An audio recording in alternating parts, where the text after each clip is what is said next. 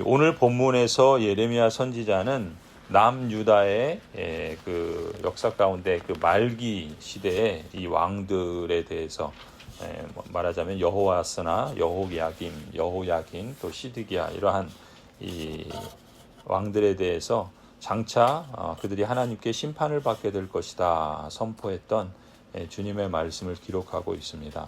1절, 2절, 3절이죠. 나 주가 말한다. 너는 유다 왕궁으로 내려가서 그곳에서 이 말을 선포하여라. 너는 이렇게 말하여라.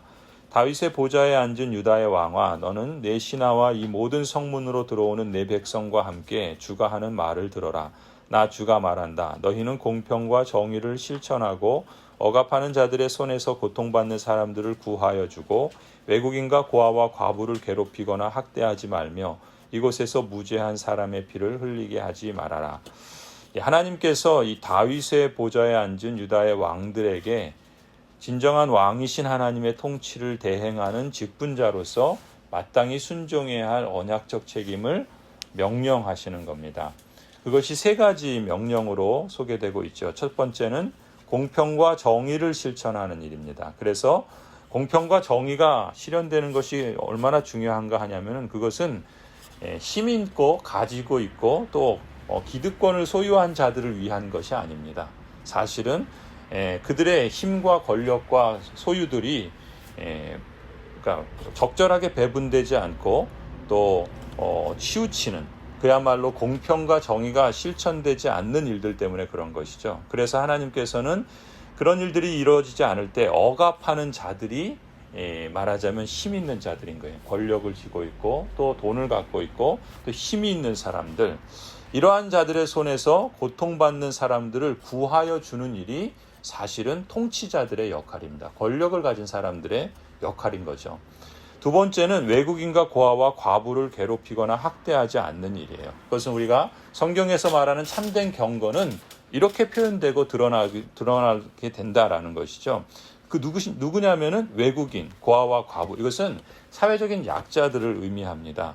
이러한 일들을 하나님께서는 특별히 다윗의 보좌에 앉은 왕들이 행해야 될 역할이다라고 그것이 언약적 책임이라는 것을 말씀하고 있는 거예요. 그리고 세 번째는 성문은 주로 사람들이 모이고 재판을 진행하는 일들의 말하자면 사법부의 현장인 거예요. 재판의 현장인 것이죠. 그 성문에서 재판을 행할 때 무죄한 사람의 피를 흘리지 않는 일을 하는 거예요. 그러니까 법이 불편부당해야 되는 거죠. 근데 어떤 사람들에겐 힘 있고 권력 있고 또 빽 있고 돈 있는 사람들에게는 그들에게는 오히려 그야말로 그들의 편의를 봐주고 또 거기에 매수되는 이런 불의들이 이 사법부 현장에서 재판의 현장에서 진행되는 것에 대해서는 하나님께서 그냥 보시지 않는 것이죠. 이 재판을 행할 때 그래서 그 일로 인해서 무죄한 사람들이 생기고 그 사람들의 피를 흘리지 않게 하라는 거예요. 왜냐하면 하나님께서 우리가 계속해서 보는 것처럼 이미 출애굽이나 모세오경이나 또 선지서를 통해서 공통적으로 말씀하시는 하나님의 정의와 하나님의 공의는 우리가 주목할 필요가 있는 것이죠. 그런 점에서 이 오늘 본문의 말씀을 우리는 이 국가적인 차원에서, 왜냐하면은 느부갓네살 왕이나 또 바벨론의 느부갓네살 왕이나 바벨론 왕들조차도 하나님이 사용한 도구들이거든요. 그리고 모든 권력은 하나님께로부터 온다면, 그렇다면 그 사람이 하나님을 믿는 사람이든 믿지 않는 사람들이든 국가적인 권력과 통치와 그런 다스리는 역할, 그것이 최고 권력자이든 아니면 중간 그 권력자이든 아니면 하부의 공무원들이든 아니면 그 권력을 가진 사람만이 아니라 또 다양한 역할과 위치에서 힘이 있고 또 그 힘을 사용하는 사람들에게 있어서 하나님께서 보시는 그 사람들을 판단하는 그 사람들에 대한 하나님의 평가와 그리고 그 시대 가운데 하나님께서 그 나라를 이루어 가시고 통치하시는 그 기준들이 이런 거라는 거예요. 그러니까 그런 점에서 우리는 이것을 조금 더 넓은 의미에서 하나님이 통치하시는 이 세상의 역사와 나라와 또 그런 기관들, 또 지역들, 또 공동체 이런 속에서 적용할 수 있죠. 근데 우리는 보통 이런 적용을 잘 안 해요. 그런 점에서는 우리의 정치적인 어떤 성향 그리고 우리의 신앙이 우리의 삶의 다양한 영역에서 드러나는 부분에서는 좀 훈련되어 있지 않은 부분들이 있죠. 또 이것은 개인적으로 또 교회적으로도 마땅히 적용해야 되겠죠. 어떻게 적용할 수 있겠습니까? 사실 이 통치자, 이 지도자, 또 그것을 우리식으로 말하면 직분자죠. 하나님께서 다윗의 보좌에 앉은 왕들은 어떤 사람들입니까? 진정한 왕이신 하나님의 통치를 대행하는 직분자예요. 그리고 오늘날 교회를 통해서도 하나님은 하나님의 통치를 교회의 직분자들을 통해서 이루어 가십니다. 그러한 직분자들이 그러니까 하나님께서 맡기신 역할이 있는 거예요. 사명이 있는 겁니다. 그리고 그 사명에 대해서 하나님께서는 그 직분자들을 대해 주신다는 거예요. 마땅히 순종해야 될 언약적 책임들이 있다라는 것이죠. 그것을 말씀하고 있는 거예요. 그 직분을 행할 때 공평과 정의를 실천해야 된다는 거예요. 그래서 특별히 고통받는 사람들을 구해 주어야 되고 그 다음에 억압하는 그런 자리에 서지 않도록 해야 된다는 것이죠. 그리고 사회적인 약자들이 있죠. 외국인이나 노동자나 또 그 고아나 과부들, 자기 힘으로는 생존의 그 삶에 어려움이 있는 그러한 사람들을 이용하지 말아야 돼요. 그리고 그 사람들을 등쳐먹거나 괴롭히거나 학대하는 그런 일들에 동참해서는 안 되겠죠. 오히려 그들을 도와주고 돌아보는 것이 이것이 직분자들이 해야 될 중요한 역할이다라는 것을 우리가 하나님의 말씀을 통해서 기억할 필요가 있죠. 그리고 교회 공동체가 어떤 일들을 계획하고 진행하고 또 행할 때 무죄한 사람의 피를 흘리지 않도록 하나님께서 이런 그 역할들을 맡기신 거예요. 그런데 우리가 이 구약이나 신약을 통해서 보는 것처럼 역사를 통해서 보는 것처럼 우리가 이 특별히 이스라엘의 역사를 통해서 확연하게 보고 느낄 수 있는 건 뭡니까? 직분자들의 중요성이에요. 다윗과 같은 또 히스기야와 같은 그런 충성스러운 직분자들이 그 역할들을 잘 섬길 때와 이 아합이나 므낫세나 오늘 본문의 이런 왕들과 같은 이런 직분자들이 이 공동체를 섬길 때 그 공동체가 경험하는 세상은 너무나 다른 거죠. 너무나 대조적인 거예요. 그 차이가 어디서 비롯되겠습니까? 오늘 3절에서 말씀하는 것처럼 하나님께서 말씀하신 역할에 말하자면 그 언약적 책임을 얼마나 충성되게 섬기느냐 그렇지 않느냐에 따라서 그들의 삶의 질과 또 그들의 실존적인 그 삶의 상황들이 좌우되는 거예요. 구원의 기쁨을 맛보면서 살아가는 사람들이 있을 수 있는가 하면은 어떤 사람들은 학대와 고통 속에서 신음하고 그 평생을 어찌 보면은 참으로 처참한 그러한 삶의 여정을 밟아가는 사람들도 있다라는 것이죠. 영원한 하나님의 구원의 그 복락을 누리는 것과는 또 별개로 이 땅에서 살아가는 삶의 그런 양태는 너무나도 다를 수 있다라는 거예요. 그래서 그것이 언약적인 책임으로 누구에게 주어지느냐? 직분자들에게 있다는 거예요. 그러니까 직분자의 그 사명은 얼마나 엄중한 것이고 또 그런 역할이 결국 뭡니까? 우리가 신약에서나 구약에서나 하나님이 행하시는 통치의 대행을 이 직분자들을 통해서 행하신다는 것이니 얼마나 영광스러운 역할입니까? 하나님께서 말씀하신 이 언약적 역할에 대해서 충성되게 섬기느냐 그렇지 않느냐에 따라서 사실은 그 차이가 결정되는데 4절 5절을 보세요. 너희가 이 명령을 철저히 실천하면 언약적인 거예요. 다윗의 보좌에 앉은 왕들이 병거와 군마를 타고 신하와 백성을 거느리고 이 왕궁의 대문 안으로 들어올 것이다. 영광의 그 삶이 있는 거죠. 그 하나님이 통치하시는 그래서 그 직분자들을 통해서 드러나는 하나님의 실제하시는 역사들을 실감하면서 또 함께 누리면서 그 공동체가 그 기쁨을 누리고 그것을 많은 사람들에게 확대해 나가는 거예요. 그런데 5절을 보세요. 그러나 내가 스스로 맹세하지만 하나님께서 맹세하시는 거예요. 하나님께서 이렇게 하시겠다는 거죠. 너희가 이 명에 순종하지 않으면 언약적 책임을 감당하지 않고 직분자로서의 사명을 또 소홀히 여기고 또 자기의 그 힘과 권력과 지위를 오히려 자기만을 위해서 사용하면 그래서 하나님께 불순종하면 바로 이 왕궁이 폐허가 될 거라는 거예요. 그들의 삶의 정황이 그야말로 망가지고 깨지고 고통과 신음 속에 살게 될 것이라는 거예요. 그것은 그들만이 아니라 그들이 함께 통치하는 그 지역이, 그 나라가, 그 마을이 그렇게 폐허로 살게 된다라는 것이죠. 그래서 이 말이 얼마나 엄중한 건가를 하나님께서 뭐라고 하십니까? 나 주의 말이다. 모든 만물을 창조하신 그 능력이 하나님의 말씀으로 이루어진 것이라면 지금 이 말씀하신 하나님의 말씀은 그냥 빈말이 아닌 거예요. 역사 속에서 이미 이스라엘의 그 역사를 통해서 보여주셨고 그 역사는 지금도 계속되고 앞으로 주님 오실 때까지 이 땅에서 하나님의 말씀은 결코 1.1획도 변함이 없이 이루어져 가신다는 그것이 하나님의 통치의 방식인 거예요. 그러니까 오늘날도 그런 점에서 보면 직분자의 위치와 이 역할의 중요성은 조금 더 감소되지 않았습니다. 직분자로서 하나님과 맺은 언약에 충실하여 주님께서 말씀하신 역할을 충성되게 순종할 때 그 직분자는 물론이거니와 직분자들이 속한 교회가 복을 받고 복을 누리게 되고 주변 사람들에게까지 확산될 것입니다. 성도 여러분, 교회는 살아계신 하나님의 집이죠. 그리스도께서 말씀으로 통치하시는 진리의 기둥과 터입니다. 그래서 교회가 교회됨을 드러나는 것은 이 하나님의 진리의 말씀이 우리 안에 일하고 있다, 역사하고 있다는 것이 드러날 때 그 교회는 살아있는 교회인 거예요. 하나님의 통치가 어떻게 드러나는가? 그 교회, 그 고귀한 교회를 세우기 위해서 직분자들을 통해서 하나님의 통치가 드러나도록 하신 거예요. 그러니까 교회의 직분자는 진정한 왕이신 하나님의 통치를 이 땅에서 대행하는 자라는 자부심을 가져야 됩니다. 그리고 그 하나님께서 맡기신 역할을 어떻게, 무엇을 통해서 또 어떤 목적을 이루도록 행할 것인가를 늘 말씀을 통해서 배우고 또 그 말씀을 또 실천해 갈 수 있도록 충성해야 되는 것이죠.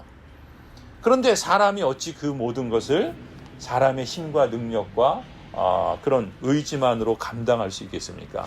불가능하죠. 우리가 율법을 하나님의 말씀에 대해서 감사의 응답으로 살아가야 된다는 걸 알지만 우리가 다 그거 못 행하잖아요. 그때 우리가 지난주 주일에 그 게네바 교리문답에서 말하는 것처럼 그러면은 우리가 다 행하지도 못하고 다 그렇게 이루지도 못할 것인데 그러면 그냥 하나님께서 알아서 해주시겠지 그러고 앉아있으라고 주신 게 아니죠. 오히려 하나님께서 주신 그 율법이 얼마나 하나님의 영광을 드러내고 하나님의 통치를 드러낼 것인가라는 것을 우리가 더욱 충성되게 그 일을 감당해야 할 것입니다.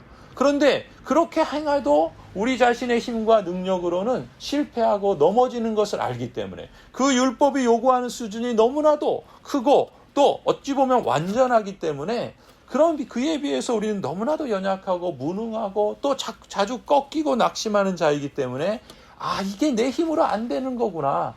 내 능력으로 내 의지로 안 되는 거구나. 그러니까 어떻게 하라는 거예요? 하나님께 더 가까이 나아가라는 거죠. 하나님을 더 신뢰하라는 거예요. 하나님의 힘으로 하나님께서 친히 이루어 주시기를 끝까지 하나님께 의존하라는 거예요. 그래서 우리의 연약함과 겸손함으로 인해서 이건 안 되니까 그냥 말아버리자. 그냥 나를 위해서 살아가자. 이것이 아니라 오히려 더 우리의 겸손함, 연약함으로 인해서 겸손하게 하나님을 의지하고 더 하나님, 성령 하나님을 또 신뢰하면서 그렇게 하나님과 동행하는 삶을 살아가도록 우리를 그렇게 인도해 가는 것이 또 율법의 역할이 아니겠습니까? 그런 것처럼 마찬가지인 거예요. 교회의 직분자로서 진정한 왕이신 하나님의 통치를 우리가 어찌 다 그걸 감당하고 다 대행할 수가 있겠습니까? 그러나 예수 그리스도께서 친히 위임해 주신 이 언약적 사명을 따라서 하나님 나라의 복음과 생명을 증거하기 위해서 충성하는 거예요. 그래서 구원 얻는 기쁨과 이 영광스러운 생명을 우리도 맛보는 거죠. 그 과정 속에서. 우리 교회가 그런 생명의 역사들을 이루어가고 함께 누리며 그것을 다음 세대에게 확산시켜서 그것을 보면서 자라갈 수 있도록 그걸 위해 기도하는 거예요. 우리가 여러 가지 어려움이 있고 또 여러 가지 상황적인 문제들에 도달했을 때 어떻게 해야 돼요? 우리 힘으로 안 되는구나. 그러니까 낙심하고 주저앉아 있고 불평하고 원망하고 남을 탓할 것이 아니라 내가 앉아서 기도하는 거예요.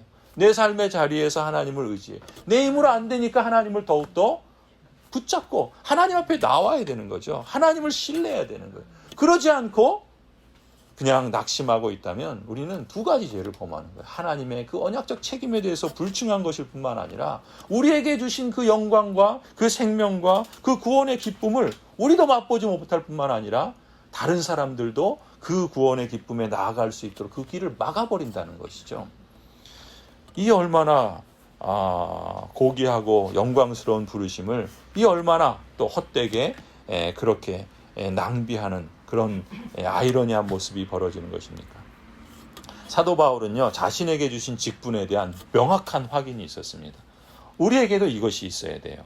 디모데전서 1장 12절에 말씀합니다. 나는 나에게 능력을 주신 우리 주 그리스도 예수께 감사를 드립니다.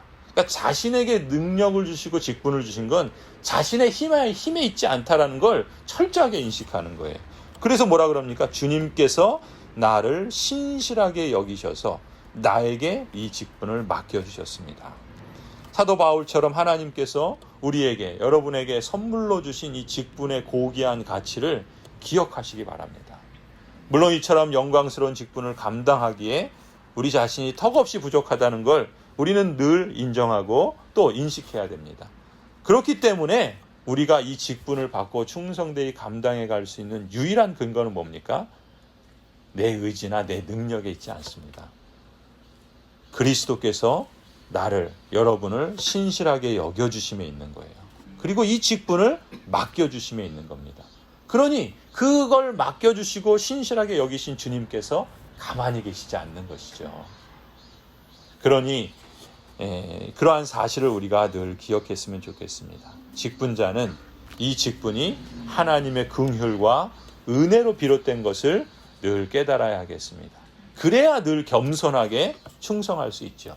내가 뭔가를 좀 해도 그것으로 인해서 교만하지 않을 수 있는 것이에요. 우리 자신을 그렇게 늘 쳐서 복정시켜 나가는 것이죠. 또 그래야지 섬기는 일을 할 때 여러분 가장 쉽게 찾아오는 시험이 뭡니까? 낙심입니다. 섬기는 사람에게 낙심의 시험이 더 자주 찾아와요. 아무것도 안 하는 사람은 낙심할 일도 없어요. 하나님께서 그냥 두십니다. 그러나 섬기는 일을 할 때, 이 직분을 감당할 때 사단은 우리에게 가장 쉽게 이 낙심이라는 시험으로 도전해 옵니다. 어떻게 해서든지 못하도록, 어떻게 해서든지 그냥 주저앉도록, 하나님의 그 구원의 기쁨도 모르고 생명의 그 복락도 누리지 못하고 또 그것을 증거하지 못하도록 역사한단 말이죠. 그때 우리가 그것을 이길 수 있는 힘은 어디에 있습니까? 이 직분이 하나님의 긍휼과 은혜로 비롯된 것이다. 예수 그리스도께서 우리를 신실하게 여겨주셨기 때문이다. 그리스도의 의로 인해서. 그리고 그리스도께서 이 직분을 맡겨주셨다. 그러니 그리스도께서 이것을 행하실 것이다라는 그 하나님을 의지하고 붙잡고 신뢰하는 그런 겸손함으로 그렇게 나아갈 때 낙심하지 않을 수 있는 것이죠. 사람이 뽑아서 세웠다고 인기 투표한 게 아니잖아요. 그리스도께서 맡겨주셨다는 은혜에 대한 분명한 확신 때문에 우리도 사도 바울처럼 이 직분을 신실하고 충성되게 그리고 겸손하게 낙심하지 않고 수행할 수 있다고 믿습니다. 디모데전서 3장에서 하나님께서 이렇게 약속하시죠. 집사의 직무를 잘 수행한 사람들은 좋은 지위를 얻게 된다. 저는 이것이 진리라고 믿습니다. 하나님께서 맡기신 직분을 잘 수행하는 사람에게는 하나님이 주시는 복이 있어요. 하나님이 인정해 주시는 좋은 지위를 얻게 됩니다. 그리고 그리스도 예수를 믿는 믿음의 큰 확신을 얻게 됩니다. 잠시 있다가 사라질 이 세상의 명예나 관직도 상이 있잖아요. 하물며 영원한 하나님 나라를 섬기는 교회의 직분은 그 상이 얼마나 크고 얼마나 영원하겠습니까? 우리는 그걸 보고 그것을 소망하며 오늘 이 땅에 우리의 삶의 여정을 주께서 맡기신 그 직분을 또 함께 이루어가는 것이죠. 하나님 앞에서 아름다운 지위와 예수 그리스도를 믿는 믿음의 큰 확신을 얻게 되는 줄 믿습니다. 이것이 세상의 어떤 명예보다 값지고 영광스러운 면류관이라고 믿습니다. 모든 직분자 여러분, 그리스도의 몸으로서 교회를 섬김으로 언약적인 충성과 영광스러운 상급으로 초대받은 여러분 모두가 말씀과 사랑으로 세워가는 이 놀라운 은총이 여러분 가운데 충만하기를 간절히 축원합니다.